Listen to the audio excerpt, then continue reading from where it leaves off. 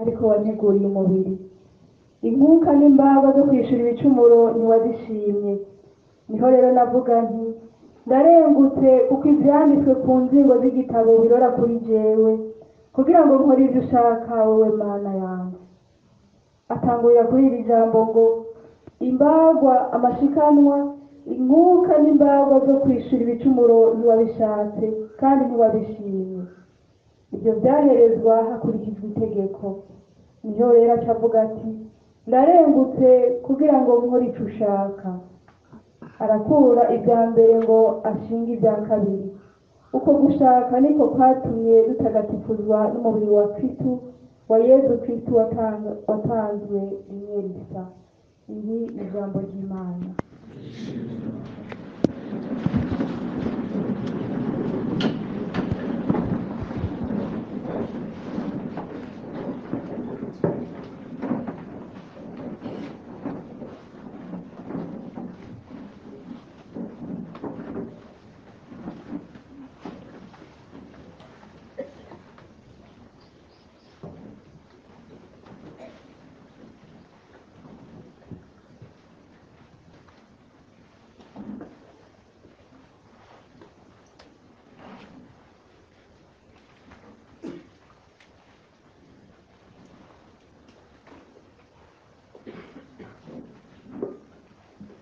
Mwiriwe neza mwese.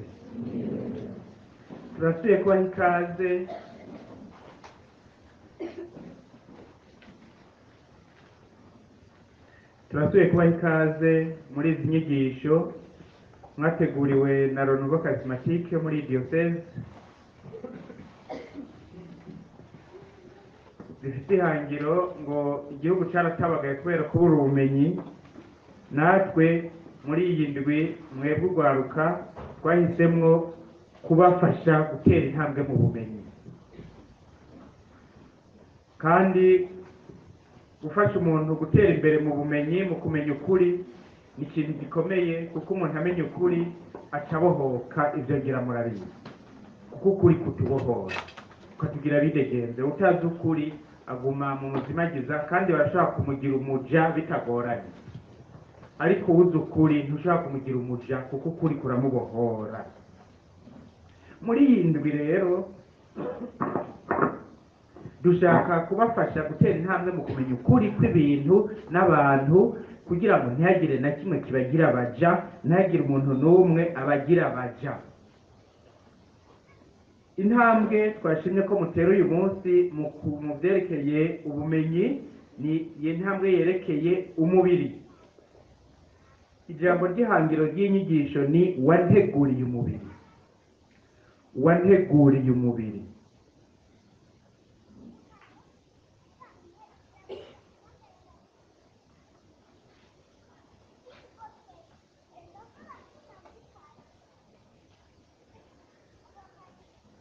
Wewe ufise umubiri, uzirikane neza, utegere ingene uwo mubiri wawe ari ingabire.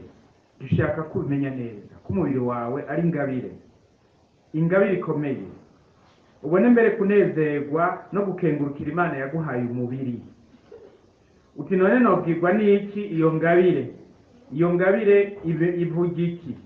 Uyibwirwa n'uwayiguhaye. N'akaringwa kari mu nda y'ingoma kamenywa nibyo. Kandi murazi ko agaciro k'ikado kamenywa iminsi yose n'uwitanga. Ibyo uwutanze ikado niwe amenya agaciro kayo.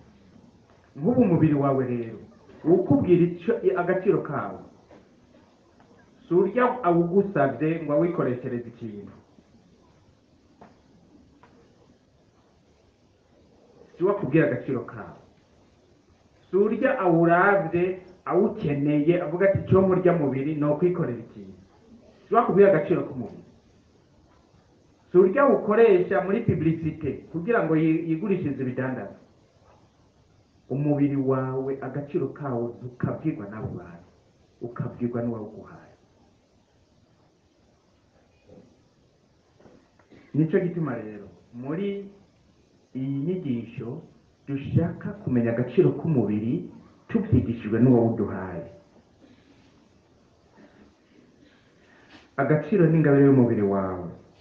ukabwirwa n'Imana yawuguhaye. Nicyo gituma iri jambo twatoye ngo wanteguriye umubiri dukuye muri iki gisomo wasomeye cy'ibaruwa ry'Abahebureyi kigabane c'icumi kuva kuri 4 gushika ku 10. Abahebureyi 10 kuva kuri 4 gushika ku 10 iduha umuco ku byerekeye umubiri. Imbagwa n'amashikanwa ntiwabishatse, ariko wanteguriye umubiri. Ngo niko mu kuza ku isi Kristo yavuze. Kubera iki none Imana yanteguriye umubiri? Kubera iki yaguhaye umubiri? Ni kubera iki? Uwo mubiri ni uwo gukora iki? Uwo mubiri wo utwara gute? Inyishu y'ivyo bibazo niyo tugira ngo tuduge ko dufatiye ku bintu bitatu. Ingingo ya mbere icarico umubiri, ingingo ya kabiri icyo ukora, ingingo ya gatatu ikiwukingira. Umubiri icarico umubiri, icyo ukora umubiri, ikiwukingira. Ubwa mbere rero icarico umubiri. Uwanditse ibara ry'Abahebureyi ati mu kuza ku isi kuko bidashoboka ko amaraso y'imfizi n'amasuguru akura ibicumuro, nico gituma mu kuza ku isi Kristo yavuze ati imbagwa n'amashikanwa ntiwabishatse, ariko wanteguriye umubiri. Inkuka n'imbaga zo kwishura ibicumuro ntiwazishimye. Niho rero navuga nti ndarengutse kugira ngo nkore icyo ushaka wowe Mana. Nguko uko Yezu Kristo we jambo wa data yavuze mu kuza ku isi, uko niko yavuze. Yezu Kristo ni Imana, ni Imana iva ku Mana, ni umuco uva ku muco, ni Imana y'ukuri iva ku Mana y'ukuri. Yavuye mu ijuru ku bwa twebwe abantu kugira ngo adukize. Yihaye iki?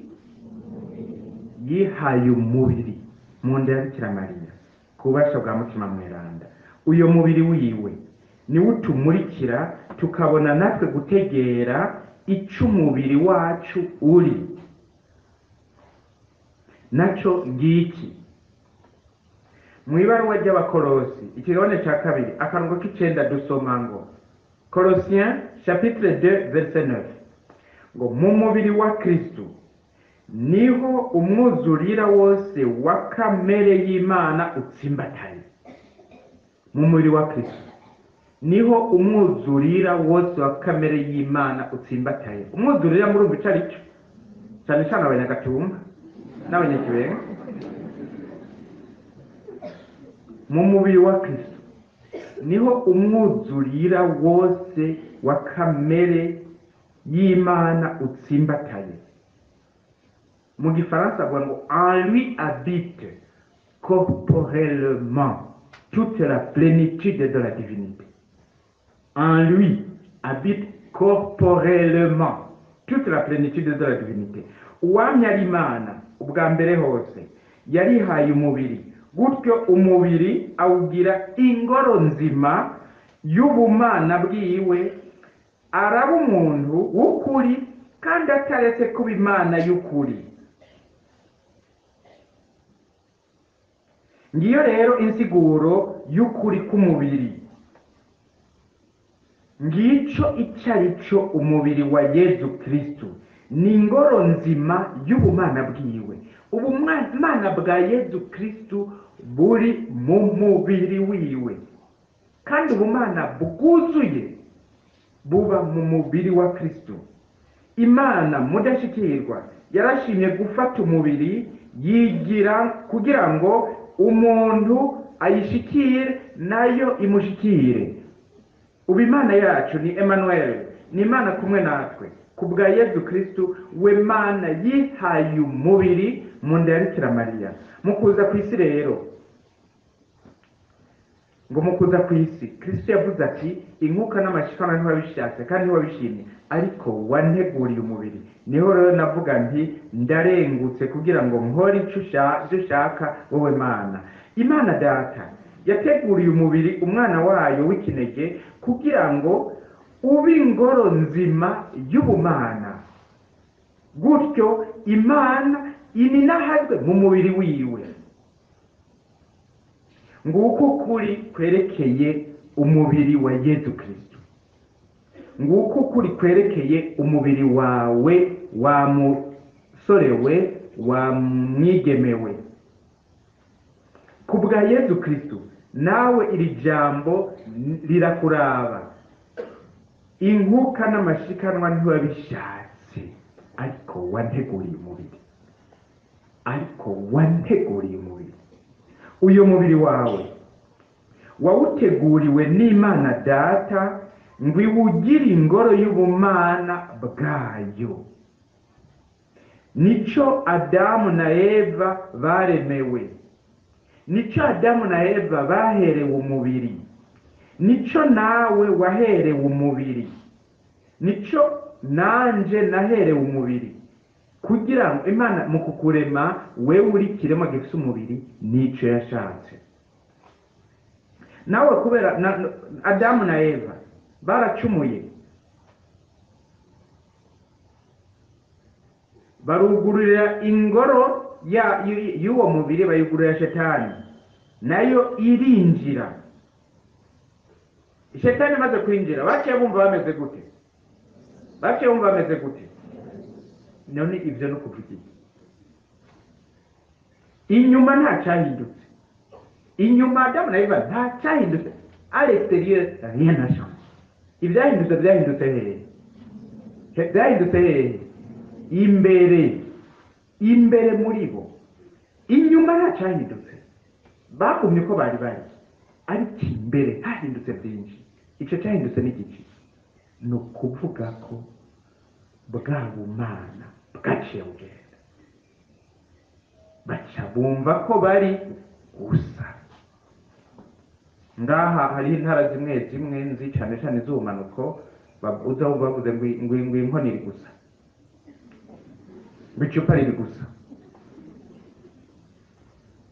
ngo umubindi uri gusa, ngo ikidumu kiri gusa. Uwahariya ruguru nawe aca yumvira ko kitambaye guturiya, ariko abo mu manuko baba bashatse kuvuga yuko bimeze gute? Garagara. Ukuba gusa ni ukugaragara. Adamu na Eva baciye bumva ko bari gusa, si ubw'inyuma, ni imbere. Ubwa mbere ntibari gusa kuko bari buzuye ubumana. Ubu rero birahindutse, Adamu na Eva bari gusa kuko ubumana bwabavuyemo. Kandi koko iyo umubiri utyojwe ubumana ntibuwubamo, kuko mu ibaruwa ryandikiwe mu gitabo cy'ubwitonzi ikigabane cya mbere akarongo ka 4 n'aka 5 handitse ngo mutima w'Imana, mutima mweranda w'Imana ntaba mu mubiri wajakariye mu gicumuro. L'esprit de Dieu qui est saint n'habite pas dans un corps asservi au péché. Ni Sagesse chapitre 1 verset 4 à 5. Adamu na Eva rero baciye bumva ko bari gusa, icyatuma bumva ko buzuye cyari kigiye naco n'igiki? N'ubumana. Nawe kubera ko igicumuro gishobora kugutyoza kigatuma uba gusa, kigafutanya iyo ngoro y'Imana, nawe urashobora kumera nka Adamu na Eva. Kandi ndazi kwibi harimo ababifisemo uburambe, ibyo kuba gusa babizi neza, babifisemo uburambe. Kubera icyo rero k'umuntu, kubera Adamu na Eva bacumuye, abakomoka bose bagacumura, icyagenewe kuba ingoro y'ubumana kigasigara kiri gusa, byabaye ngombwa ko Yesu Kristo yemera gutanga umubiri wiwe, agasesa amaraso yiwe, kugira ngo atyorore kandi asanure kandi asubize iteka n'ubwiza ya ngoro yiwe, ya ngoro y'ubumana. iyo ngoro ntiyashobora gusubira kuronka iryo teka n'ubwo bwiza bidasanuwe. Yezu Kristo rero azotegerezwa kuza wenyene yinjire muri iyo ngoro kugira ngo isubire kuba ingoro y'ubumana. Umubiri wagenewe kuba ingoro y'ubumana uzosubira kuronka iryo teka ku bwa Yezu Kristo yigize umuntu akiha umubiri hanyuma akinjira mu mubiri w'umuntu kugira ngo umubiri w'umuntu ube icyo Imana yawuremeye, ni ukuvuga ingoro y'ubumana. Ibyo rero Yezu Kristo abirambura mu Karistiya. Mbere yaciye ategeka ko twama tubigira kugira ngo izo ngoro zama zirasambuka azarasanura. Emwe nazo mu gusambuka kugira ngo aguma atanga umubiri wiwe, aguma asesa amaraso yiwe ngo atyorore asanure ingoro zose zasambutse, yongere yirukane ububasha bwose bwa sekibi. Yezu Kristo yinjira mu mubiri kugira ngo umubiri ube icyo Imana yawuremeye.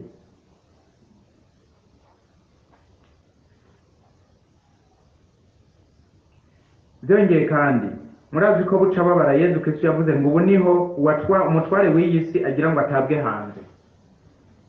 Ubu niho umutware w'iyi si agira ngo atabwe hanze, atabwe hanze y'ingoro y'Imana.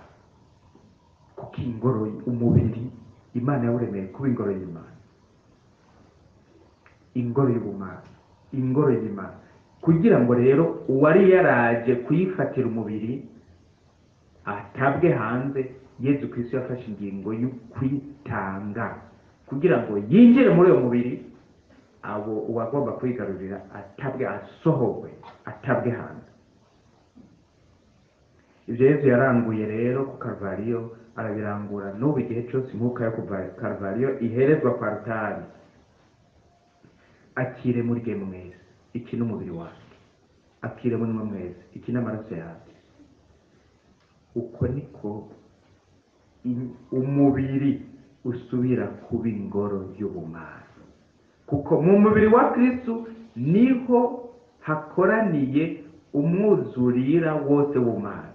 Uwakiriye umubiri wiwe wuzuye umwuzurira wose w'ubumana, nawe aca yuzura ubumana. Uburyo umubiri wanje, akanwa amaso yanje aba muri jewe, haba muri we. Nuko Yezu Kristo yanaguye ibyo Shetani yari yadabanganije. Nuko Yezu Kristo yasubije iteka umubiri w'umuntu kugira ngo ube ingoro y'ubumana. Tegera rero muvukanye umubiri wawe icyaricyo, ni ingoro nzima Imana yiyubakiye kandi ikunda kwiberamo. Paulo Mweranda niwe yayamaze ati, ntimuzi ko umubiri wanyu ari ingoro ya Mutima Mweranda ari muri mwebwe kandi mwahawe n'Imana. Ibaruwa rya mbere rya Korinti ikibazo cya 6 akarongo ka 19. 1 Corinthiens 6:19. Ntimuzi ko umubiri wanyu ari ingoro ya Mutima Mweranda ari muri mwebwe kandi mwahawe n'Imana. Akongera ati, nihagira uwusambura ingoro y'Imana, iyo Mana izomusambura, kuko ingoro y'Imana ni nyeranda kandi iyo ngoro ni mwebwe. Nihagira uwusambura ingoro y'Imana, Imana izomusambura, kuko ingoro y'Imana ni nyeranda kandi iyo ngoro ni mwebwe. Ibaruwa rya mbere rya Korinti igice cya 3 16 na 17. 1 Corinthiens 3:16-17. Menya neza rero, zirikana neza iryo teka ry'umubiri wawe. Inguka n'amashikanwa ntiwabishatse, ariko wanteguriye umubiri. Uyu mubiri wawe Imana yaguteguriye urayishimisha. kuruta ibindi byose ushobora kuvuga cyangwa gukora. Inkuka n'amashika mwabyumvise? Mwebwe mukunda gutanga inkuka n'amashika mwabyumvise?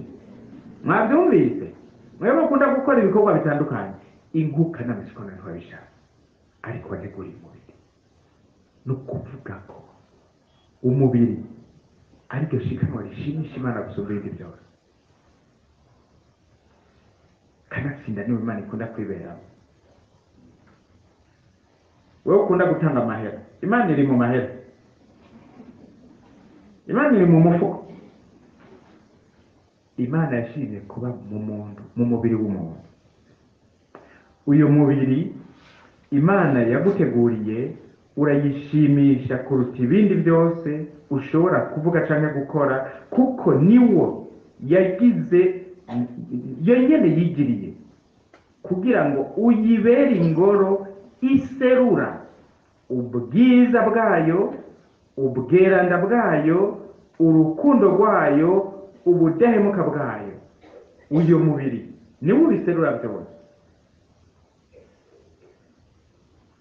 Umutima, ibiri mu mutima none ntibiserwa n'umubiri, ntibiserwa n'umubiri. Uranze umuntu mu maso ntushaka kumenya ingene ameze ku mutima. Hari ugize ngoya, umuntu abaye ku mutima mu maso ntibiboneka, anezerewe ku mutima mu maso ntibiboneka.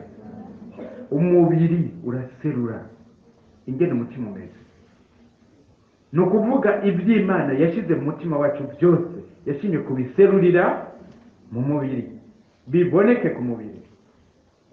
Umuntu w'umutima mwiza, umubiri urabiserura ko ari umuntu w'umutima mwiza. Umuntu w'indambi,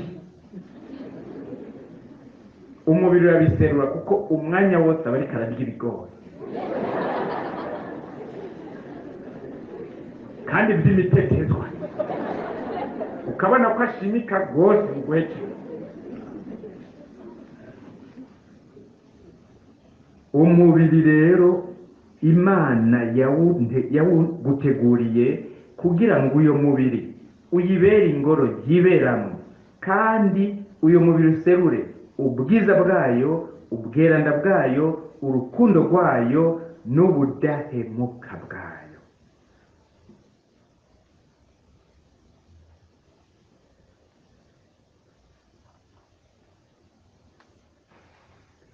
Ukwakira Yesu rero mu isakamento y'Ukaristiya akinjira mu mubiri wacu ni ikintu gikomeye gituma umubiri wacu wonyene ushikira urugero ndengakamere. Urashika ku rugero ndengakamere rw'icyo utegereza kuba. Donc le corps est élevé à un niveau surnaturel. Nico ngomba kuvuga. Le corps est surnaturalisé kubera Yesu yawinjiyemo, ubumana bukava mu mubiri. Ubwo bumana buri mu mubiri nibwo butuma wiyumvamwo ubuzima, uriyumvamwo ubuzima, nibwo butuma wiyumvamwo amahoro, ugweze n'akanyamuneza byo mu mutima. Ubwo bumana bukubamwo nibwo butuma umubiri wawe ugira ubwiza n'ubukayangane bitava ku byo wipesusije. Kuko umuntu aja kwipesura akaguma ari moshi, ariko ubundi akaba yoze amazi asanzwe muri ntahangwa, mugabo muravye ukabona arareyona. Ntibishoboka, vyama vyabaye. Ubwiza buva ku mutima, ubwiza buva ku cyo umuntu afise muri we. Birumvikana mugabo ko umuntu agaragara muri we ari gusa, ategereza gupesura rwose umubiri kuko urumva ari gusa. Ariko uwutari gusa yuzuye ubumana, naho yisiga amavuta ya Sudaniya gusa, usanga yagayaga. Ubwiza rero ibyo biva ku bumana bukubamwo. Ubwo bumana nibwo butuma ugira igikundiro n'ubugwaneza. Ubwo bumana nibwo buguha igikundiro n'ubugwaneza. Abari naho bipesura gute baguma bafise iceyi n'ibigwanabi, ariko we wuzuye ubumana ukagira igikundiro n'ubugwaneza, kuko mu mubiri wawe harimo iyo mana igatuma ugira umukayangano, igikundiro, ubugwaneza. Ubwo bumana nibwo butuma umuntu agira iteka n'icubahiro, naho yoba ari muto gute cyangwa muto gute. Burya umubiri wacu hariho ikintu userura cy'iteka n'icubahiro kubera ubumana buturimo. Ubumana bumaze kuva mu mubiri, uyo muntu usigara ubona agenda yahora umuraze ukabona ko afise donc hariho umuntu aserutse sa présence ikaba une présence imposante, abantu bagaca biyegeranya. Ibyo ntibiriho, ibyo ntibiva kubera afise imirya, kuko hariho udafise imirya n'ibiguvu n'iki, mugabo aserutse abantu kugira ngo rero ryongere ruhenagurika. Mugabo umubiri uri mu bumana, umubiri uri mu bumana c'est autre chose. Imana rero mu kuduha iteka yashatse ko umuntu ataba gusa, abamwo ubumana. En lui habite corporellement toute la plénitude de la divinité. Ubwo bumana Imana yashatse ko butubamwo kugira ngo tugire iteka. Kandi uko urushirizaho kunywana n'Imana, uko urushirizaho gusonana no gutwara neza umubiri wawe mu cubahiro, niko ibyo byiza byongerekana, niko iryo teka ryongerekana, niko uwo mukayangano w'umubiri wawe wongerekana, niko igikundiro cy'umubiri wawe cyongerekana, niko cyongerekana. Ariko witwaye nabi bigenda bigabanuka gushika naho wambara ibyuma abantu babona, naho wambaye gute bavuga ati burya naho undi yambaye ari gusa ntacyo yambaye, siko bavuga.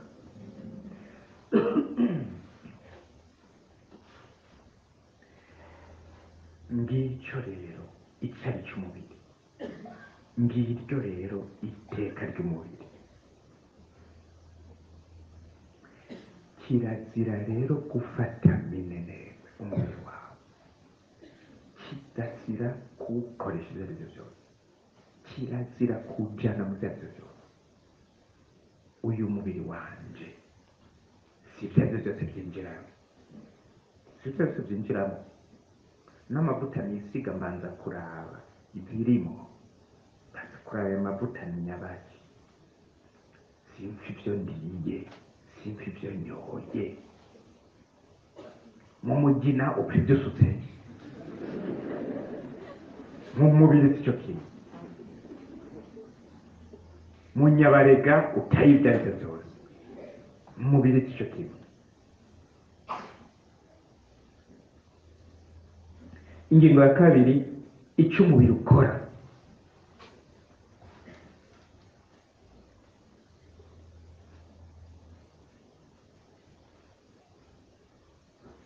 Inguka n'amashikanwa ntiwabishatse, ariko wanteguriye umubiri. Niho rero navuga nti ndarengutse kugira ngo nkore ibyo ushaka wowe Mana. Uko gushaka niko kwatumye dutagatifuzwa n'umubiri wa Kristo watanzwe rimwe rizima. Imana yateguriye umwana wayo umubiri kugira ngo uwo mubiri ukore ibyo Imana ishaka. Dusanga rero ibyo Imana ishaka Yesu yabikoze mu buryo butatu. Mubyumvirize ko namwe nibyo umubiri wanyu wagenewe, nibyo umubiri wanyu wagenewe. Icya mbere, gusenga no kunahaza Imana se. Umubiri wa Yesu yawukoresha mu gusenga no kunahaza Imana se. Byibonekeza kuva ku munsi yabatizwa no mu gihe cyose yakora ubutumwa bwiwe. Ariko n'imbere yaho Yesu byose umubiri wiwe yawukoresha mu gusenga no kunahaza Imana se. Abanditsi b'injiri baratubwira ibihe byinshi yigira hiherereye ajyamo no gusenga. Mbere n'umunsi afatwa bamufashe ariko arasenga, kandi no ku musaraba yaguma asenga. Kandi mu gusenga yarakoresha umubiri. soma murabe mu gitabo mu Injili ya Yohana ikigabane cya 17 ngo Yesu rero aramuye amaso araba mu ijuru abwira Imana dawe ubutigo burageze yararamuye amaso no kuvuga ko amaso afite uruhara mu gusenga ni ukuvuga ko umutwe ufite uruhara mu gusenga nuba ko izosi rifite uruhara mu gusenga umubiri we yawukoresha mu gusenga no mu kwinaza Imana turafite mbere n'ibisabisho bimwe bimwe Yesu yazaravuga icese kwa Matayo ikigabane cya 11 kuva ku 25 Yesu yarasenze icese bazabumva aratambuye igisabisho ngo dawe mukama w'ijuru n'isi ndagushemeza naho atariho narindi niyumvira yuko yabivuga ntiyabivuga agize ngo dawe mukama w'ijuru n'isi ndagushemeza yabivuga araramuye amaso adugije amaboko dawe mukama w'ijuru n'isi ndagushemeza ari emerveye anezerewe bimwe byo gupfa dawe mukama w'ijuru n'isi ndagushemeza kuko wahishije ibintu abanyabwenge n'abahinga ukabamenyesha ibitazi mu Injili ya Yohana ikigabane cya 12 akarongo 28 umunsi umwe bagiye bumva bavuga ngo dawe ni nahaze izina ryawe baza bumva se aramwishuye buno nyene ngo nawe ni nahaje kandi nzokongera kuri nahaza Jean 12:28 nawe ni nahaje kandi nzokongera kuri nahaza abantu baca barakanguka kwenda n'ibiki bamubona umuturagara kandi bamumareka amayaje nawe cyarababwira anezerewe gute Jojwe ntibyagenewe jewe byagenewe mwebwe ubu niho umutware w'igisi agira ngo atage hasi kuko byawavuze ngo nawe nahaje kandi bakogera kuri nawe ko se agira ni nahaze ndazigiye no kuba umutware w'igisi biratabwe hanze nigyo rero ndaje kubabwira mu Injili ya Yohana 17 akarongo ka mbere dawe ubutigo burageze ni nahaze umwana wawe abashe kuri nahaze Yesu rero umubiri we barawukoresha mu gusenga murumva ururimi rwiwe murumva umunwa wiwe amaboko yiwe umutwe wiwe amaso yiwe Yesu umubiri we yawukoresha mu gusenga no kwinaza Imana icyakabiri umubiri wiwe yawukoresha mu gukorera abandi no mu kubitangira niwe nyene abyivugira ngo umwana w'umuntu ntiyaje ngo akorerwe yaje gukorera abandi no gutanga ubuzima bwiwe ngo abere incungu benshi kandi Yesu rero ahavuga ngo umwana w'umuntu ntiyaje ngo akorerwe yaje gukorera abandi no kwitanga bacungure Yesu yarakora mu abantu Yesu yarakora nta kimwe cyakora nta kintu na kimwe Yesu atakora ntihari nk'abaraho bigira ngo babwire umuwoyi inguryo umuwoyi nabikore ucende mu mwana wa boss sinza gukora ibyo ngo narateka inzara yarateka inzara cecena dukora wateka inzara narashyize ko verni shimwandi umwana wa boss Yesu urasumbya Yesu ku mwana wa boss harura usumza Yesu ku mwana w'umboss none Yesu yarakora yarakubura yaravoma yarasenga yarateka ntaje kona kimatako yarikorera ibiti avuye kurangura byo kubaza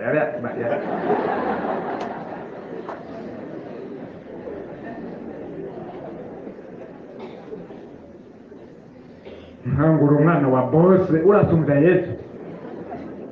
Yesu yarakora ibikorwa by'amaboko ntiyabigaye ntacatakora kandi aho rero ntakize ingene yitangira abantu muri Israel yakora mu Isaramara yamaze gutanga ubutumwa naho yamakunzira ntiyatinya izuba ntiyatinya imbeho ntiyatinya imvura mbere ntiyatinya n'inzara kenshi twumva bavuga ko Yesu hari igihe yaruha gushikaho aryamye mu bwato n'ibisebuzi bizungagiza ubwato atabyumva kubera yari yabaye ikiziga n'uburuhe yiriwe arigisha abantu umunsi wose kandi ntiyari nka jewe James sonorisation bariya bari hehe baranyumva nivugiye buhoro buhoro Yesu abemba na sonorisation baracerewe Yesu yategeza kuvuga rero hamwe asigara no mu muhogo yageseye ibyo rero biraruhisha cyane akava ngahagenda umubwiye ngo umwana wanje gutya na gutya umuntu wanje akaba aragiye yirirwa ku nzira hakagera ku mugoroba yasanzaye. Hari abavuga ko yaruhishwa n'inzira, ngo yicaye ku iriba aruhishijwe n'inzira. Umunyasamariya amusanga yaruhishijwe n'inzira yicaye aho. Inzara, inyota, uburuhe, ariko arakorera umuntu, yitangira umuntu. Umubiri wiwe rero wamugabiye gukorera abandi no kubitangira, kuko aricyo se yashaka. Wanteguriye umubiri, uwo mubiri wari uwo gukorera abantu. Yesu avuga ngo data ntahengeshanya gukora, nanje nyene nuko mbandanya nkora. Yarakora, uyo mwana w'Imana yarakora. Nawe mwana w'Imana, ubunebwe n'umuziro, murabyumva? Ubunebwe n'umuziro. Iwacu niho bakunda kuvuga hagize ikintu gira bagaca ngo uranka umunebwe, uranka umunebwe. Icyo kizo cyose ntaco, uranka umunebwe. Umunebwe, umunebwe ngo nta ngeso mbi n'imwe adafise. La paresse est la mère de tous les vices. Nk'ubu rero mvuze ubunebwe, nk'abanyeshuri bari ngaha benshi ndazi muri mbabwe biga muri kaminuza, hari ibinyeshuri by'ibinebwe. Hakubona umunyeshuri w'injabwenge w'ikinebwe, wabona umunyeshuri afite ubwenge bubayabaye bwabo w'umukozi, kuko uwo mukozi azoca ubwenge. Icyo kinebwe nta bwenge kizofata gusa ibyo kize mu ishuri, kironka amanota, icyo kibisiga ngaho kigenda. Ariko umukozi aricara ku cigwa, agashigwa gitegereye, kandi akarondera, akaja muri biblioteke, agacukura, akirima. Kwirima nibyo twe twakoresha tuciga, ngo urya aririma. Izo culture umuntu dushobora kuba incabwenge udakora. Umuntu adakora ntari incabwenge. Oya, araja mu ishuri bakamwigisha, akagumana utwo bamwigishije, c'est tout. Kandi utwo bamwigishije natwo turasaza, utundi akatwibagira. Ugasanga niyo agiye mu ishuri bamubaza ikibazo akarondera twadendekeranya. Umwarimu yatwigisha ntuteye demonstration, akademontra ahejeje, est-ce que vous comprenez? Non monsieur, je recommence. Agacafuta, agasubira agashunguruka. Est-ce que vous comprenez? Non monsieur, je recommence encore. Agasubira agafuta, none uko no kwigisha. Icyo nicyo bwira ikijuju. Utari ikijuju aricara, akabanza agategera kuri nyine, akagenda kwigisha. Rero yategereza agiye kwigisha, akajya kubwira abantu ngo eza mukombreze cyangwa basubire kwandika, gushunguruka. Ibyo rero ya mwebwe abanyeshuri, shyira hasi ubunebwe, icara, iga. Harabishimira ibinjana. Icara wige, tegera ikigwa, ugitegere hamwe, ugende wabitegereye. Narigeze jewe mu ishuri kuronka umunsi umwe 56% mu kigwa kimwe. Umuprofesor arampamagara, yari igikuru ya Bible muri Grand Seminaire, ngo byambabaje rwose kubona ingene waronka amanota make. Njandabwira nti Monsieur Labeg, ntubabare, kuko naho nanonsa make, amanota make, ikigwa cyawe ndacumva.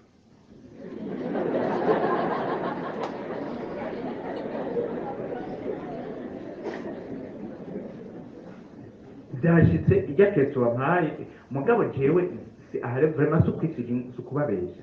Mvuye muri cours, mvuye muri examen nako, ikigwa ntageje kucika, nacengeza kwiga ibyo ntageje. Negeje examen, nuko nagira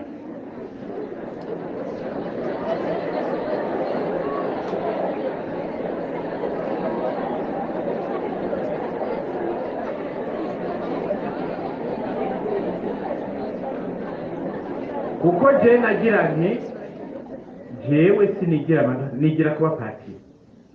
None ko nigira kuba patiri, abantu bazoza imbere yanjye sinzababwira ngo je naronse amanota nganuko. ubu nibyo ndiko ndabwira amanota naronka ubu mwaje ngo mwumvize amanota naronka nateza kwiga ntahejeje gusoma kuru yanje nacagena ahantu nkayiheza imbere yo gutangura iyindi exam ivyigwa vy'indi exam kuko imbere y'Imana ndafite ideni imbere y'Imana mfite ideni kuko Imana ntishobora kugendana nanje ndi umunebwe kandi ntakora icyo ntegerezwa vuga nagiye muri examen kandi naca imbere y'Imana nkabwira mukama ndagiye gukora ikibazo ndagusabye umpa umuco ntore neza ibyo nateguye ibyo ushaka kumenya ndabimenye ibyo ubona nabyo ntakwiye ndemeye kuyoberwa gacange nagakora ikibazo mvuye kuri ikibazo ndanje kuguha raporo ndagushimiye ku byo ntacyoye ku byo natoye ibyo ntacyoye nabyo ndagiye kubyiga ngacange nkabyiga ibyo ntacyoye n'ibyo ntahejeje gusoma nkabyiga sasera justice murabyumva hageze rero ko mpeza bakampa diplome nkavuga ni diplome ego nicyo gituma umuprofeseri namubwiye wewe nibyo narose 56% ariko ntugire ubwoba ikigo cyawe ndacumba mbere yaranashavuye ngo yarazi ko nca mbabara ngo nce mbabara cyane kubera mfite amanota make nibyo yari yakuvuga ikaje sinababaye ko jewe sindaba amanota ndabingene numva ikintu gukora mw'abanyeshuri mwe kora reka kuba abanebwe iga ngaha dukeneye injyabwenge ntidukeneye baza kutwereka ngo James diplome iyi mu mutwe atakiriyo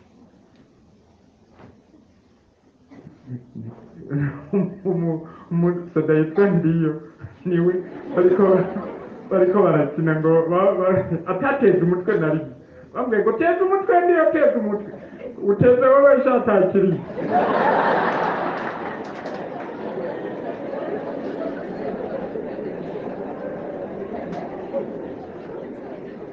yari umwofisiye yarondera incabwenge gusa muri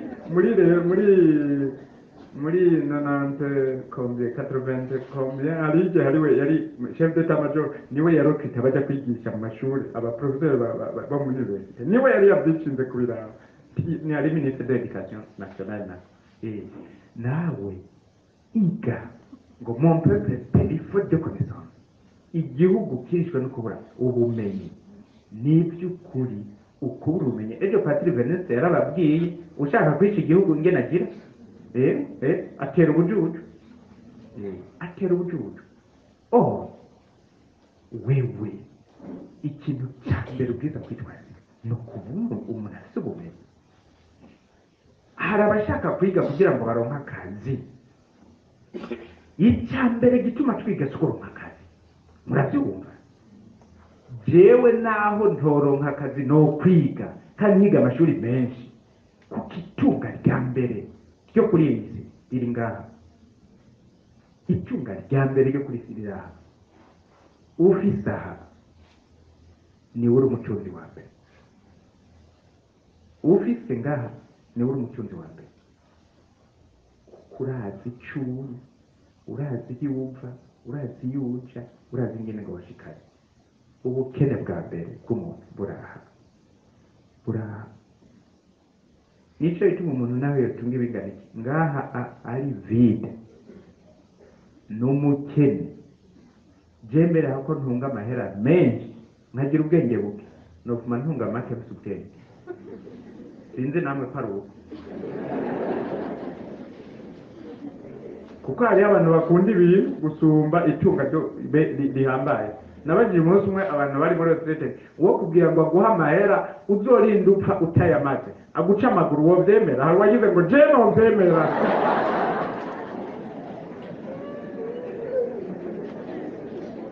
bamuca amaguru ngo amahera uzorinda upfa udahejeje kurya bakaguca amaguru ngo pati ngo yame ushaka kuyace n'ubu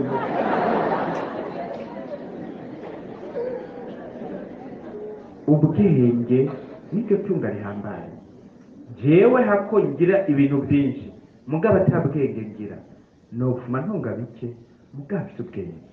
Ubwenge ntigatunga kuko ufise ubwenge niwe utunze. Mon peuple périt faute de connaissance.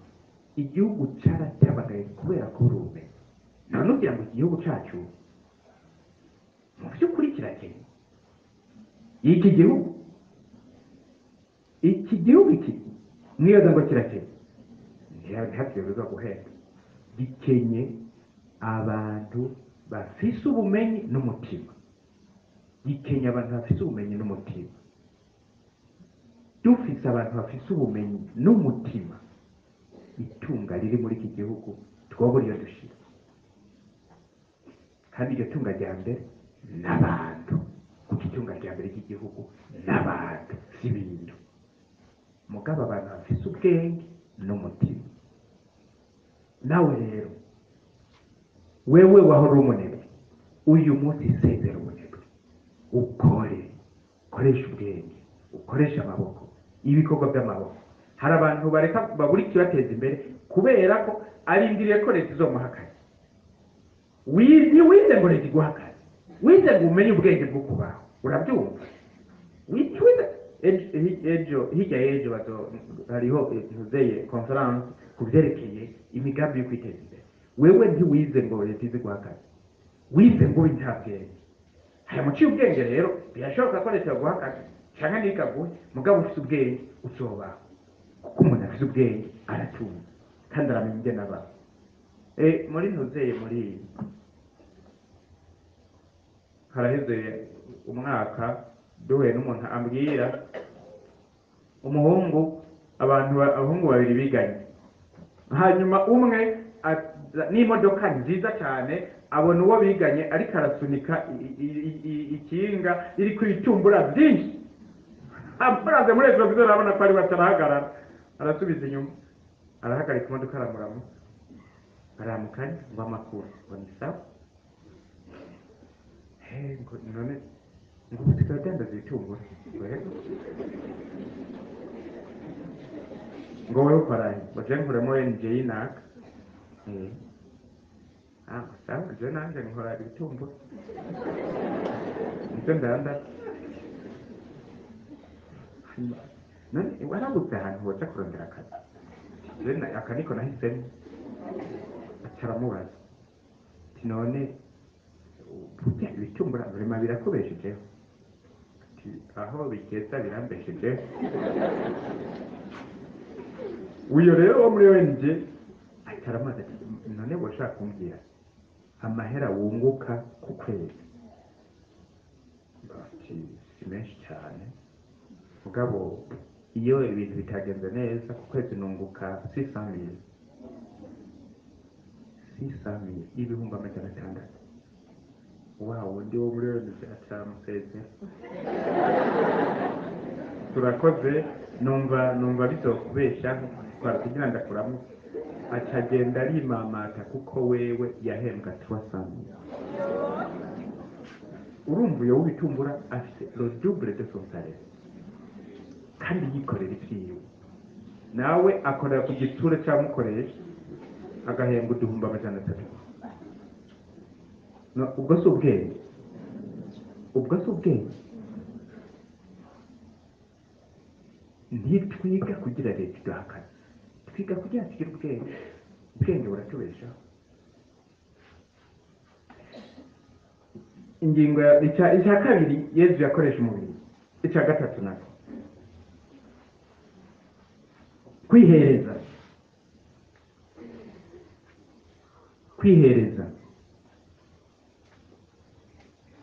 Yezu turetse ko agakora yitangira umuntu, Yezu yarihereza.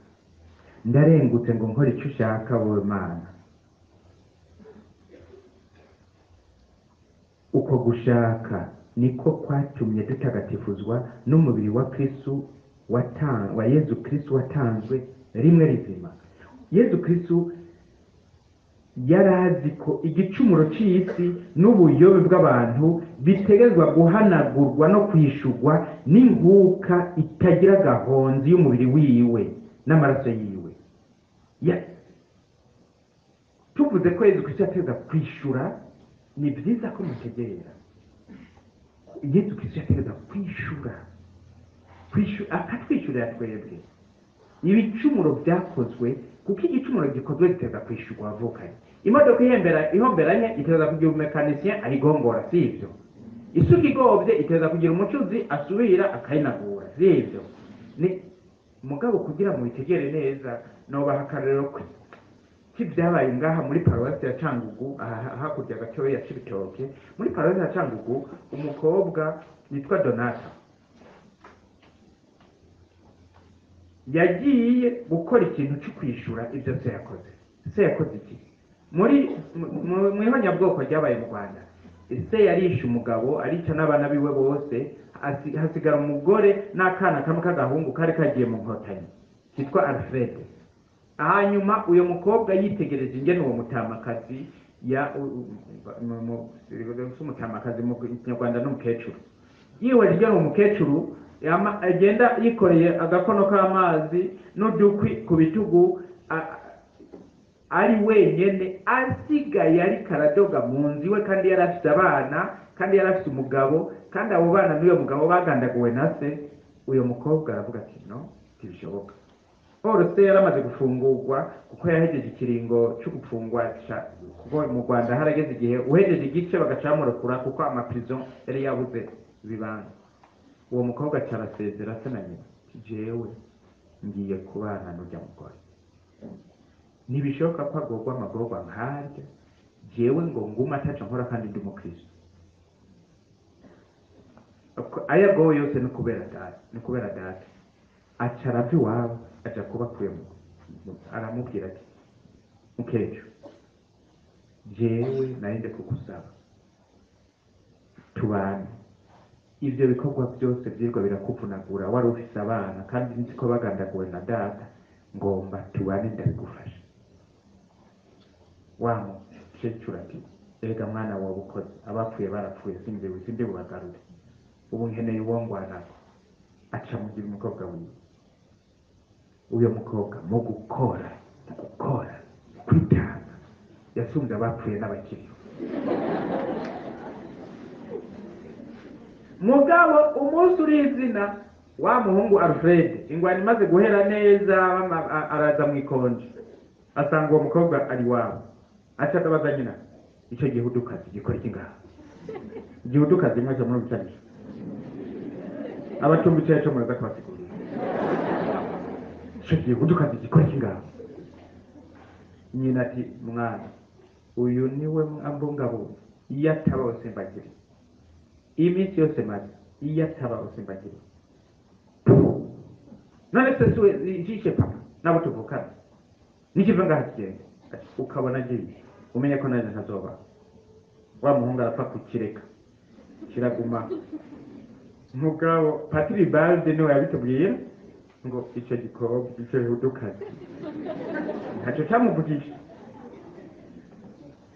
kigateka neza agiye ahantu agasanga camumesuriye impuzu taziteye ipasi agashika ngo asubiye mu ikonje iheze ntacyo bavuga ngo akaba ari bamutwaza urukapo rwiwe yego akamushikana ku modoka agaca yisubira inyuma ataca muvugisha asigaye telefone nyina ari ku kazi agatelefona ngo umerewe gute ngo rwose wa mwana arambungabunze rwose wa mwana wanje Donata arambungabunze rwose ngo ndakomeye kandi buhoro butega turfiniye uyo muhungu Alfred arahabwira nyina ati jewe abakobwa maze kubona ni benshi nta wundi nshaka ko mbere umugore atari Donata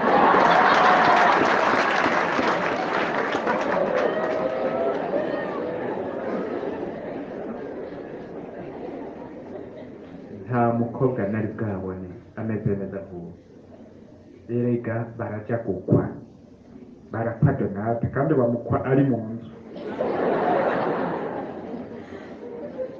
Patiri Balde niwe yatubwiye ati jewe naciye ndababwira ubwo bugeni nije nzobutegura kandi nije nzobuhezagira niwe yabuhezagira ubu Donata na Alfred n'umugabo n'umugore none Donata ntiyishyuye uko kwishura muri ubutari cyo c'est ça que Jésus a fait pour nous. Uko niko Yesu yatwishyuriye. Donate yarishuriye umuryango wiwe, arishurira na se gushika n'aho aronkera se inkwano z'umuryango yagandaguye, ko yarishyuye.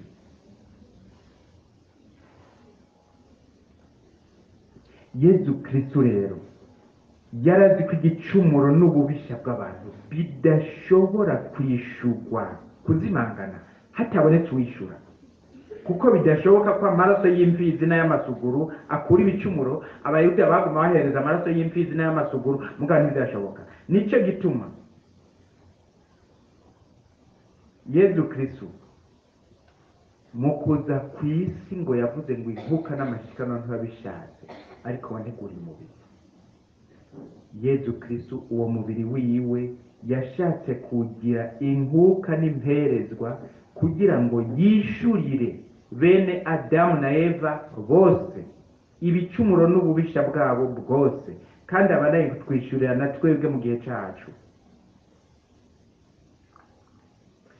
Umwana w'umuntu abwiza kubabara cyane, niko avuga, agacibwa n'abakurambere, abahereza nkuka bakuru n'abanditsi, akicwa, hanyuma hashize gatatu akizura kugira ngo yishurire abacumuzi. Kuva aciye ubwenge, Yezu yamye azirikana yuko uyo mubiri Imana se yamuhaye, yamuteguriye, ishaka ko awugira imperezwa, akitanga kw'injungu mu kubishurira ibicumuro byabo no mu kubakiza ibicumuro n'ibyaha byabo, bakabona gukira akabi n'urupfu rudahera, kuko we nyene yavyiremetse. Nk'uko mwumva Donata yiremetse iceyi ca se, akaja kumwishurira mbere akishurira n'umuryango wiwe. Izaya niwe abidondora ati, niyitanga akabera abandi incungu, kubera we ishaka ry'umukama rizoranguka, kubera ko yemeye akababara iyo ntungane, uwo musabyi wanje azokiza abantu isinzi, azokwiremeka ibicumuro byabo. Izayi 53:10-11. Ngubwo rero uburyo butatu Yesu yakoresheje mwo umubiri Imana yamuteguriye. Umubiri wiwe yarawukoresheje mu gusenga no kwinaza Imana. Umubiri we yarakoresheje mu gukorera abandi, akorera n'Imana se no mu kubitangira. Umubiri we yarakoresheje mu kugira inguka atanga aherereje abo bantu, kandi n'ubu ntahengeshanya, akire murye iki n'umubiri wanje, kugira ngo umuntu asigaye agaragara ubumana bwamuvuyemo yinjigwemwo n'ubumana. None weho gamuvukanye, uyo mubiri wawe Imana yaguteguriye ukoresha iki? Umubiri w'umwana w'Imana wose wagenewe gukora ibyo. Bimenye neza, Imana yaguteguriye umubiri kugira ngo isengwe kandi inahazwe, kugira ngo abantu bakorerwe kandi bitangirwe, kugira ngo uwo mubiri ube imperezwa, Imana iherezwe iminsi yose. Mbere hariho n'abagira agasabisho, abasengera kuri Mose barabizi, Mariya mugabekazi wanje mawe ndakwishikanye ko rwose, umenye rero ko ndi uwawe, ubu ndaguhaye amaso, amatwi, umunwa, umushaha wanje, ndakwihaye rwose. Wewe ushatse urashobora kongera ko n'ibindi byose, urashobora kongeraho n'ibindi byose bitaguze, kuko umubiri Imana yawuduhaye ngo isengwe kandi inahazwe, bene wacu bakoregwe kandi tugira imperezwa. Hajya mubona naho umuntu uzeye tuza guhereza imperezwa mu isengero, icyo Imana ishima ubwa mbere si bijya duhereye. Icyo Imana ishima ni uko umubiri wacu ari imperezwa. Inguka n'amashikano ntabishimye, ariko bateguriye umubiri. Umubiri niyo mperezwa ishika Imana kunyota gusimba ibindi byose.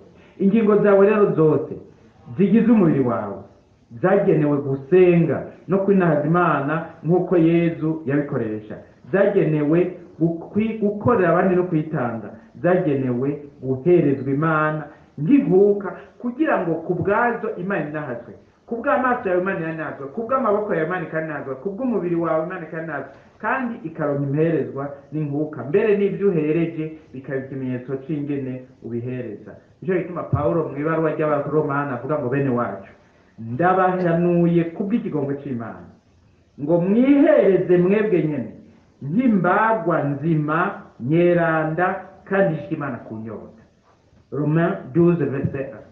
ni ukuvuga jewe nk'ubu ico Imana ishaka ubwa mbere sivyo ndabikorera, kandi ibikorwa ndashobora kubikora kandi byinshi. Ico Imana ishaka ubwa mbere ni jewe. Murabyumva? Imperezwa ishika Imana ku nyota ya mbere n'umubiri wacu. Turashaka kuvuga ngo oya imico Imana ishaka bwa mbere n'umutima, kandi nibyo mugabo urashaka guha Imana umutima utayihaye umubiri. Ndiko ndabaza umubiri ukavumbagara mu bicumuro ukavuga ngo ntaca kwiza umutima wari umutima wanje ariko waba mukama. Urashaka kubivuga ngo mukama ibicumuro ngomba ndabikora mugabo ntaca umutima ni kwawe. Urashaka kubikora ubwo bivuga umubiri, umutima uri mu mubiri, nico gituma umubiri kuwutagatifuza aribyo bituma n'umutima utagatifuza. Yesu mu kuza ku isi yavuze ati wanteguriye umubiri, ntiyavuze ngo wanteguriye umutima, wanteguriye umubiri. Ngiki cyatumye utegurirwa umubiri, ngiki gikorwa umuremyi yaguteguriye, cyatumye agutegurira umubiri, ngiki cyo yawugeneye, ngiki yawuguhereye. Mwarusha cyangwa ngeza cyangwa mwabandanye ntimuraroha ntabanebwe barimo. Ingingo ya gatatu, igikingira umubiri, ikiwukingira.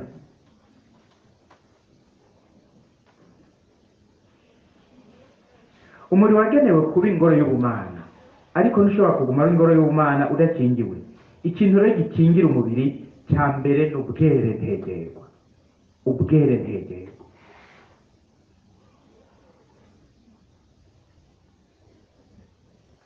kuko ubwere ntegerwa nibwo butuma umubiri ukingirwa ibyo byose byawutyoza n'ibyawuhumanya. Pawulo mweranda mwora rya mbere ry'abakoreni ry'abanyatesalonika, ibaruwa rya mbere ry'abanyatesalonika ikigabane ca 4 akarongo ka 4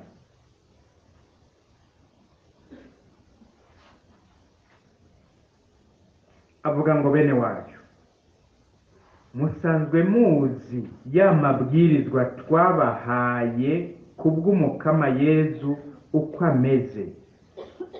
Ikimana ishaka nuko mwoba beranda mukirinda ubuhumbu, umwe wese muri mwebwe akamenya kuzigama umubiri wiwe mu bweranda no mu cubahiro, ntawugumize mu gutwarwa n'ivyifuzo bibi nk'uko abapagani batazi Imana babigira.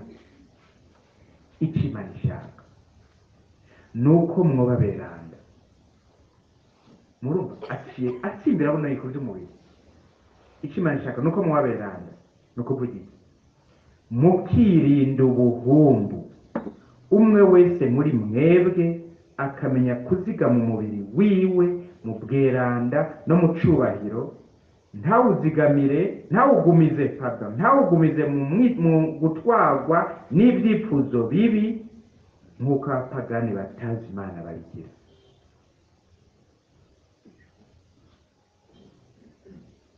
None wewe uri umupagani cyangwa uri umukristo? Umupagani cyangwa uri umukristo?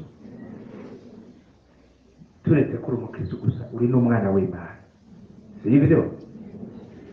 Umubiri wawe rero nuwukingira ibyo byose byawutyoza,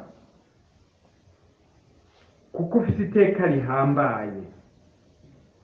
Umubiri wawe ni ingoro y'Imana, ubumana buba mu mubiri wawe. Umubiri wawe ni tabernakulo Imana ibamwo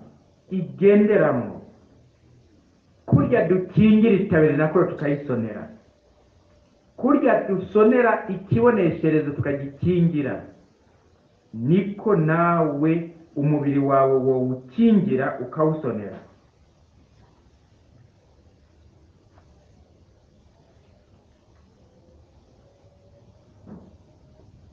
mu gufata ingingo zikwiye kugira ngo uwukingire ibyo byose byowutyoza n'ibyo wufutanya, mu kugendera mu bwere ntegerwa bw'ukuri.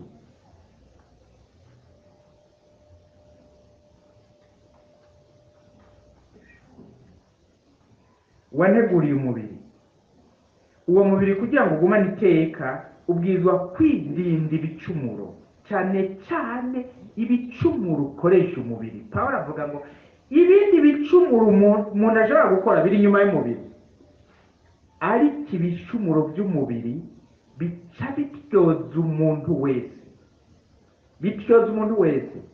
Igicumuro ukoresheje umubiri kigutyoza wese, icyo ukoresheje ubwenge ntigigutyoza wese, icyo ukoresheje ijambo ubuze ijambo ntigigutyoza wese, ariko igicumuro ukoresheje umubiri kigutyoza wese, nta n'agasure gasigara kadatyoye. umubiri wawe rero si igikoresho cyo kwikinisha. ntawe ushobora kuvuga ngo nzane uwo mubiri wawe icyo mbe nikinisha, cyangwa wowe ngo ukoreshe kwikinisha. murabyumva? kuko wewe nturi agapupe. agapupe aragakoresha mu kwikinisha, nane wowe uri agapupe. umubiri wawe rero si igikoresho cyo kwikinisha, kandi umubiri wawe si igikoresho cyo kwikura umusonga. umuntu ashaka kuvuga ngo hano shani ikura umusonga, uje ngo agukini ngo akoreshe umubiri wawe mu kwikinisha, umubwira uti genda urondera agapupe ku isoko. ugomba kwikura umusonga nawe urabwira uti genda mu kazu ka sugumwe. noneho je sinda akazu ka sugumwe, ugomba kwikura umusonga, je sinda akazu ka sugumwe. umubiri wawe si ikidanda cyo kurondera amahera, ni ingoro Imana yagenewe kwiberamo. mw'abakobwa mwabyumvise? mw'abakobwa mwabyumvise?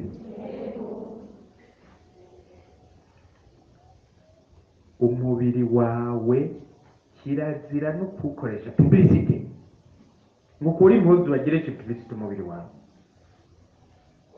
kuko wagenewe kuba ingoro y'Imana. umubiri wawe si pupe bakinisha, umubiri wawe si akazu ka sugumwe bikuriramo umusonga, umubiri wawe si ikidandazwa, ni ingoro y'Imana. umuntu rero wese yahora adakingira umubiri wawe wiwe, awubakire mur, ashyireko na consertira. hari umujene abajene umunsi umwe nababwira mu by'ukuri umubiri mwebwe mumenye ko ari ijya jarida, ijya umurima Imana ivuga ko yateye ishyiramo umuntu. ngo yaremye umuntu imuha umurima ngo awurime yongere awuzigame. un jardin pour qu'il le cultive et le garde. none rero ndababwira jarida rero utayikingiye ibyanyi birinjira, kandi birona bikosora bikona bikongera bigahonyanga. none mwebwe rero umubiri wawe ni nka jarida, ubwo umubiri wawe urazitiriye, ubwo warazitiye wewe, cyane ibyonyi byose biraza bigashikagura ibindi bigahonyanga. agakobwa kamwe gacaka dusozere gacaka mu pasi ngo jewe ubu nafashe ingingo kuzitira, ndashyirako na consertira.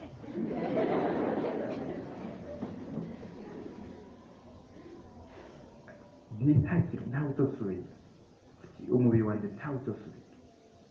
nategereza mwebwe namwe mw'abahungu umubiri wanyu mwumvise icyo ari cyo, kandi mumenye ko uko umubiri uzigama neza niko n'abana uzibaruka bazoza bafise umubiri utari mu bumara bwo guhemuka, kuko umwana avutse ku mubiri mweranda avukana akabuto k'ubweranda, umwana avutse mu mubiri watabagaye avukana akabuto ko gutabagara.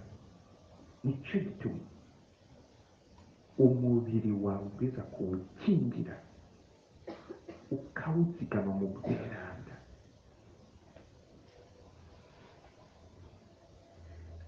Hariho rero ibintu bikuru bikuru mwogira kugira ngo mukingire umubiri wanyu. Icya mbere, raba imihora ibintu bityoza umubiri wawe bicamo kugira ngo biwingiremo. Raba iyo mihora ibintu bicamo kugira ngo bityoze umubiri wawe. Ibyo bintu ubanze, ibyo bintu ubizitirire. Iyo mihora hariho iki? Amaso arimo. Amaso yawe ntabyigaraga, hari ibintu amaso yawe ategereza kuraba, kuko niba ushaka gukingira umubiri wawe ngo uzigama mu bweranda, hari ibintu amaso yawe atazoraba. Amatwi yawe, hari ibintu amatwi yawe atazumviriza. Ibihara byawe n'iki bivuga n'ibirosi n'ibirobezo byose wazizumviriza. Ururimi rwawe, hari ibyo utegereza kuvuga, kuko ubivuze bica bizinjira mu mubiri.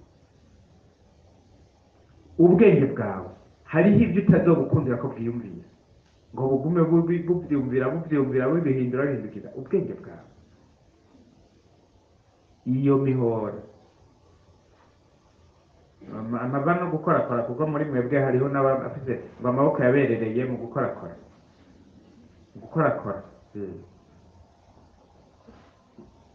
Iminwe, les sens, surveiller tes sens, parce que les sens sont des fenêtres par lesquelles peut entrer la lumière ou les ténèbres. Ce sont des fenêtres par lesquelles peuvent entrer la lumière ou les ténèbres. Wewe rero ushaka gukingira umubiri wawe, cungera neza ingingo z'umubiri wawe, ntihagire umwijima wugururira umuco gusa. Icyo ni icya mbere. Icya kabiri cyo gukora, umubiri wawe menya iyo uwujyana.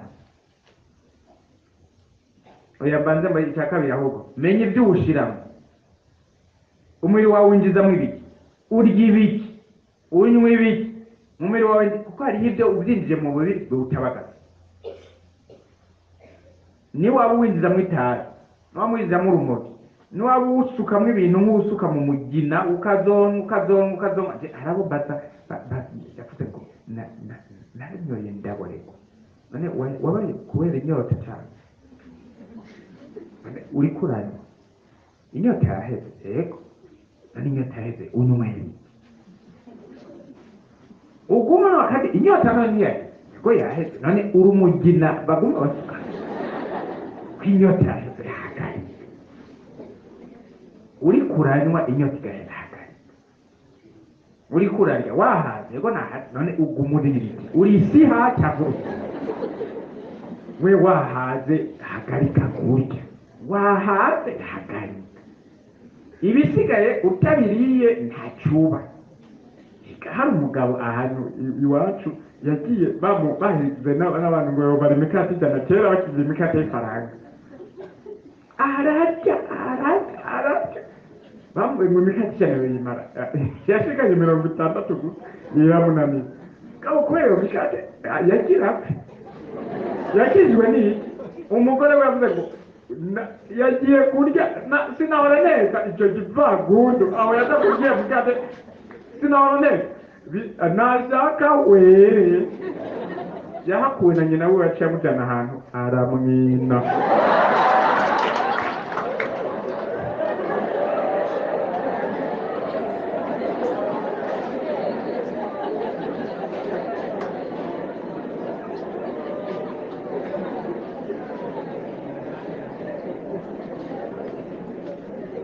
None wewe wahaze ugumuriri barinde kukwina,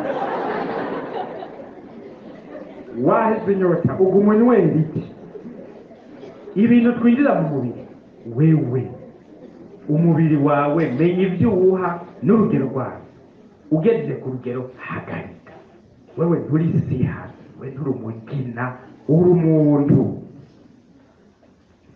Icya gatatu,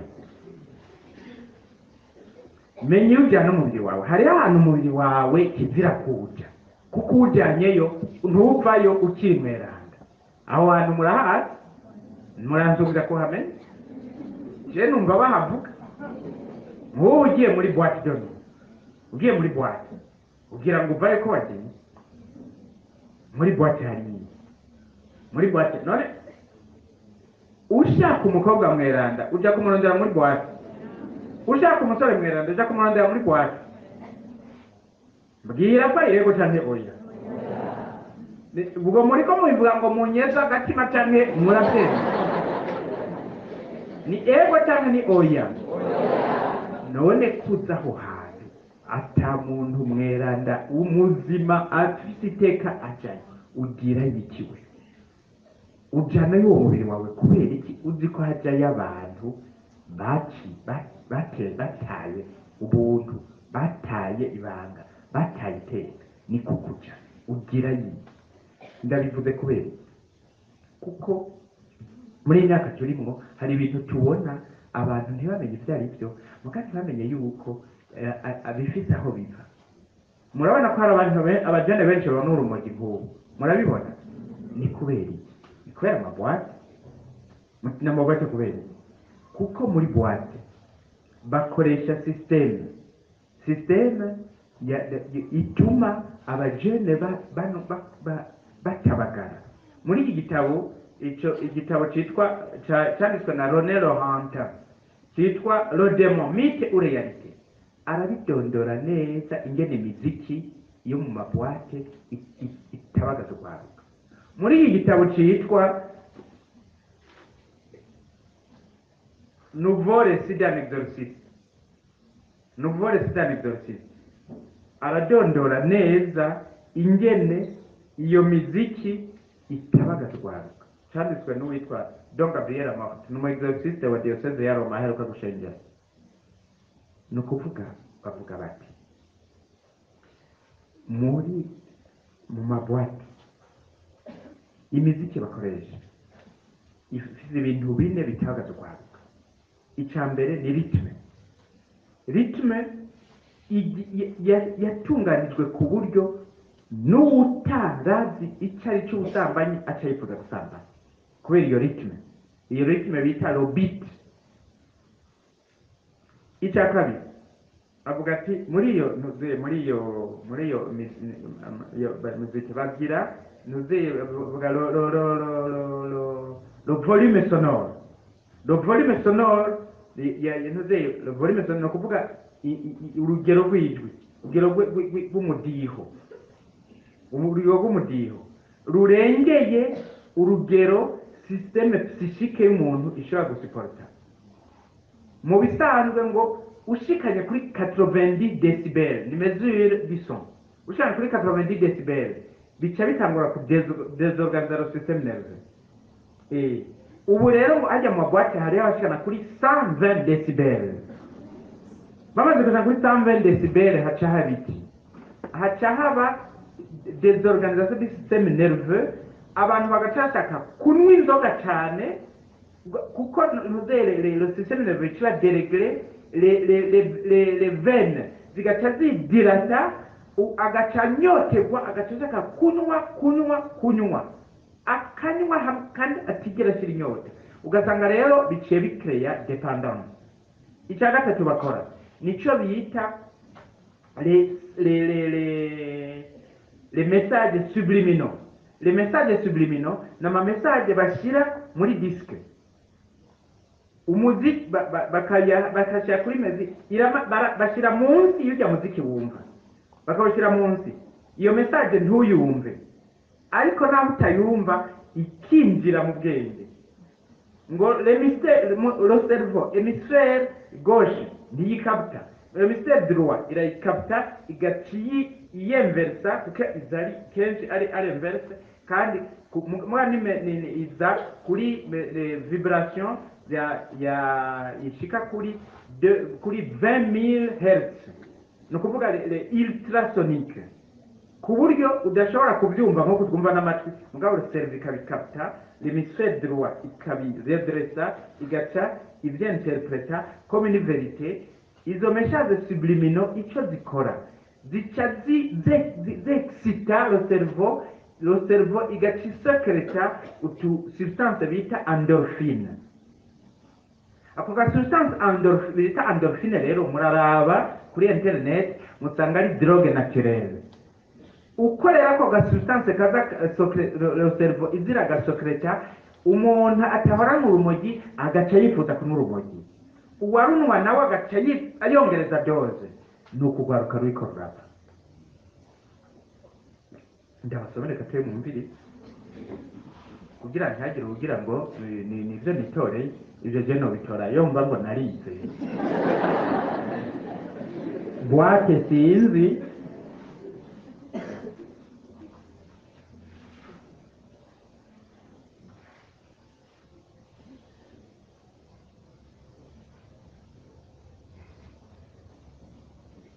On connaît aujourd'hui son moyen subtil d'influencer le psychisme des auditeurs au-dessous des...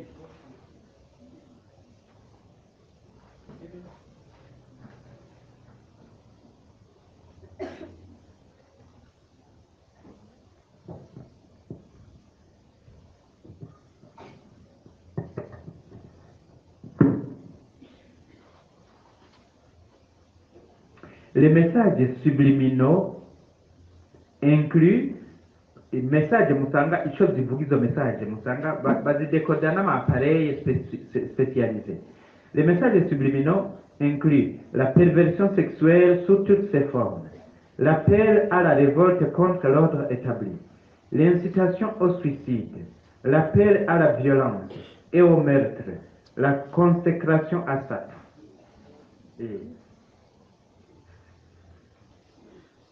Kandi inkwirikizi rero z'ibyo bintu umuntu yumviriza iyo miziki c'est catastrophique. Umviriza inkwirikizi uko bazivuga abama bumviriza iyo miziki ibintu bitinda bikabashikira, kandi umuntu acabibona kuko hariho ibigwara ugwara kera bitahora. Quant aux conséquences psychiques, de nombreux médecins, les docteurs Mark Rafferty, Granby Blaine, Bernard Seibel, Walter Wright détaillent les conséquences ainsi.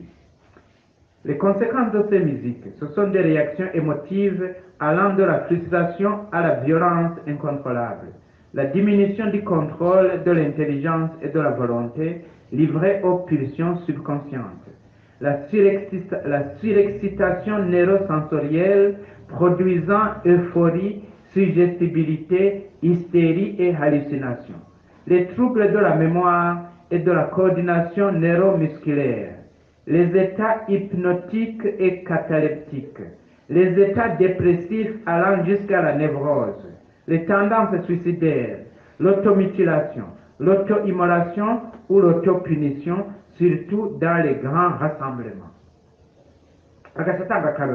À partir de 1969, les morts et les blessés qui jonchaient la fin de certains concerts du rock sonnèrent l'alerte.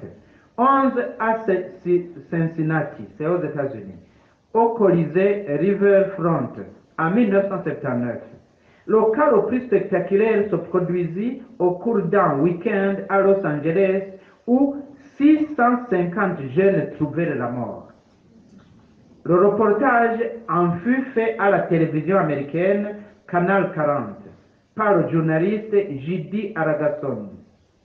Quand les chambres froides de la morgue municipale furent pleines, les corps des victimes furent déposés par centaines dans les corridors le long des murs et des deux côtés.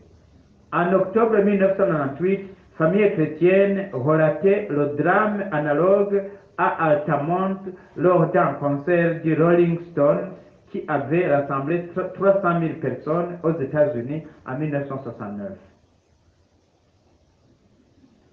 Murumva mubona rero urwaruka rwigoma rutabagara murara muri bajya bose musanga batabagaye murabe musanga bama mu mabwate doni ibyo bakura n'iki leur système est complètement désorganisé ugasanga ubwenge buguma bugenda memoire ntibagira inzoga banywa nk'umugina urumogi baguma niyo babikuye none vyova hehe ni ibi biguma bibi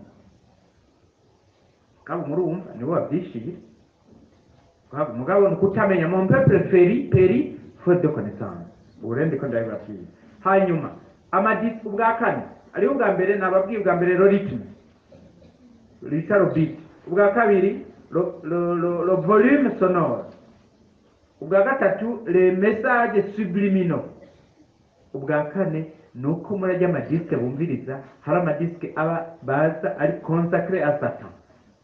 La consécration à Satan bakabigirira muco bita messe noire.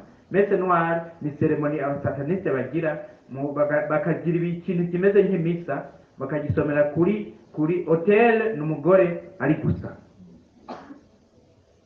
bagacangira consécration y'izo disque kugira ngo uzozumviriza wese agenda ajyanye umugozi wa shetani kandi ama message musanga muri ayo madisque ari le message subliminal umviriza message zimwe zimwe nka umuziki witwa Black Oak Arkansas harimo message subliminal ngo Satan et Dieu. Umuziki w'umuririmbyi yitwa Led Zeppelin uwo muziki witwa Stairway to Heaven harimo ngo le pouvoir c'est Satan, il te sauvera en te remettant 666, je dois vivre pour Satan. Umuziki w'uwanyene yitwa Led Zeppelin witwa rock and roll kandi abatazi cyari cyo rock and roll muri ni jargon y'abantu bahari muri Los Angeles bisigura fornication. Uharimo ngo Satan, moi je te désire. Mu muziki witwa Electric Light Orchestra harimo ngo Bienvenue Satan, Constant Impact, Bienvenue au Show.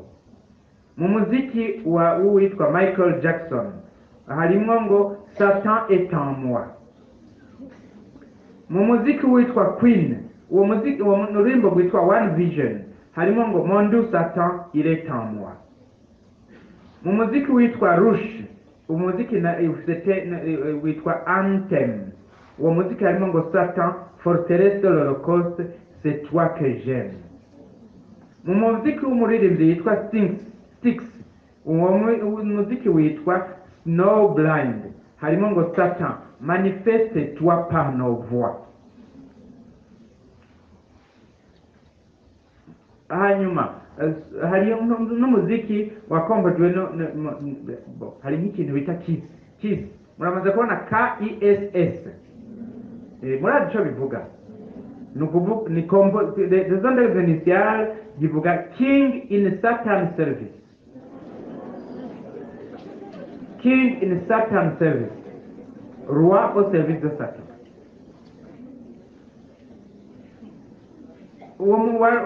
wakomeje umuziki witwa The God of Thunder, le Dieu du tonnerre, uririmba ngo je suis élevé par un démon, préparé à régner comme celui qui est, je suis le Seigneur du désert, un homme de fer des temps modernes, j'appelle les ténèbres pour me faire plaisir, je t'ordonne de te mettre à genoux devant le Dieu du tonnerre, le Dieu du rock'n'roll.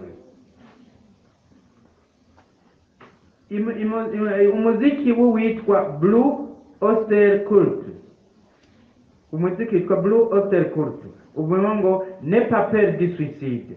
Umuziki wa Blondie urimo ngo meurs jeune, meurs en beauté. Nico gituma hari abajene numvise ko hari abantu ngo bashaka gupfa a 23 ans.